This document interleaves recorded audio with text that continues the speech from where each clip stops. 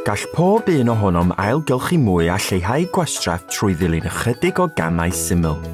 I'w gwneud yn haws, mae Conwy yn cyflenwi gwahanol gynwysyddion a bagau ar gyfer eitemau gwahanol.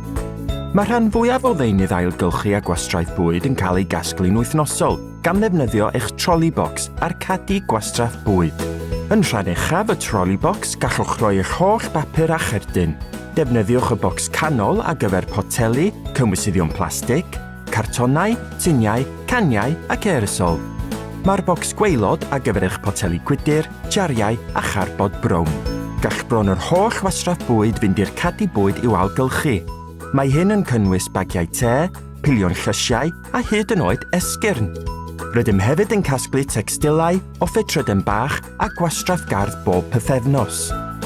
Llenwch eich bag gwyrdd gyda glaswell, dail, chwyn a thoriadau coed neu rych bach.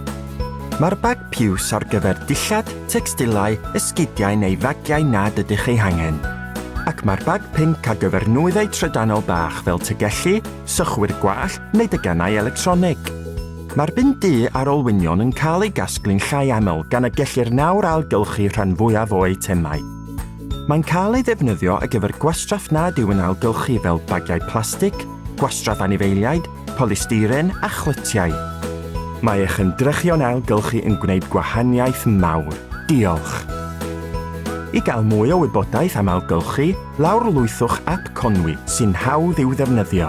www.conwy.gov.uk/app-Conwy neu ewch ar ein gwefan www.conwy.gov.uk/ailgylchu.